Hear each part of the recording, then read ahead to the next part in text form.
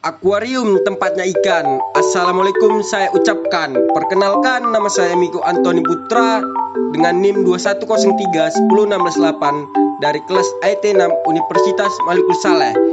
Dalam video ini saya akan membahas perbaikan tanaman biodiesel kelapa sawit secara in vitro.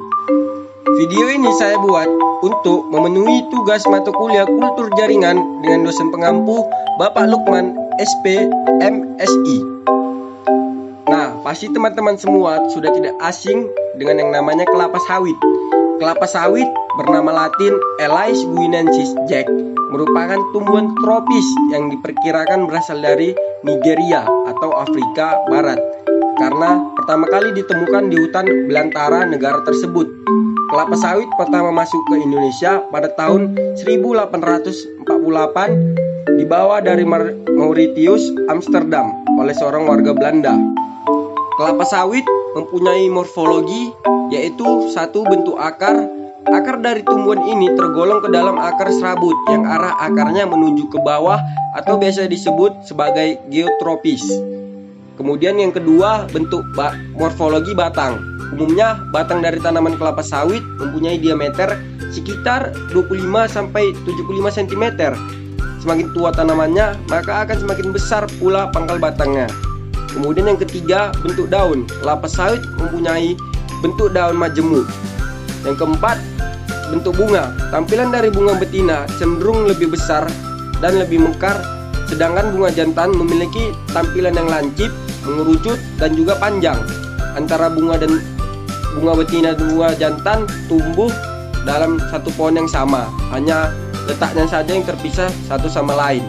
Kemudian yang terakhir, nomor 5, bentuk buah. Buah dari tumbuhan kelapa sawit memiliki beraneka ragam warna seperti ungu, hitam, merah sesuai dengan bibit tanaman yang akan ditanam oleh si pemilik.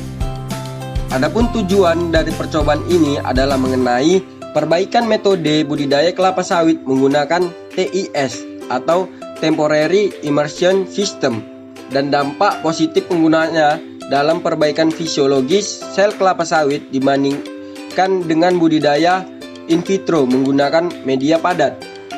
Penggunaan budidaya cair khususnya TIS dinilai lebih efektif dan menjadi pilihan sebagai optimasi budidaya in vitro dalam skala besar maupun komersial dibandingkan dengan metode padat maupun semi padat. TIS merupakan salah satu jenis bioreaktor yang berbasis budidaya cair yang digunakan sebagai metode perbanyakan budidaya in vitro dalam skala massal. TIS merupakan salah satu jenis bioreaktor yang menggunakan sistem perendaman sesaat. Sistem pada TIS ini memungkinkan terjadinya perendaman secara berkala dan dalam jangka waktu yang singkat, sehingga kalus atau embrio lebih banyak terpapar udara. Dengan kondisi ini, maka budidaya akan cukup mendapatkan oksigen. Selain itu, dapat terjadi pergantian medium yang berurutan dan otomatis menekan kontaminasi serta biaya yang relatif rendah. TIS telah banyak digunakan pada berbagai tanaman untuk perbanyakan budidaya jaringan secara massal, salah satunya kelapa sawit. Pembentukan embrio tertinggi dihasilkan pada selang waktu 6 jam dengan lama perendaman 1 menit yang menghasilkan jumlah embrio 13 kali lebih banyak dibandingkan dengan budidaya padat. Kalus mulai berubah menjadi embrio somatik tipe torpedo dengan selang waktu perendaman 6 jam. Secara umum, embrio somatik kelapa sawit yang dihasilkan menggunakan TIS lebih tinggi, lebih seragam, pertumbuhan dan perkembangannya yang lebih baik perbandingannya antara budidaya padat. Dengan menggunakan TIS menunjukkan bahwa pada 30 hari dalam media pendewasaan embrio somatik menunjukkan bahwa embrio somatik yang terbentuk lebih banyak dibandingkan dengan sistem budidaya padat. Bahkan setelah 30 hari belum ada yang menghasilkan embrio somatik pada budidaya padat.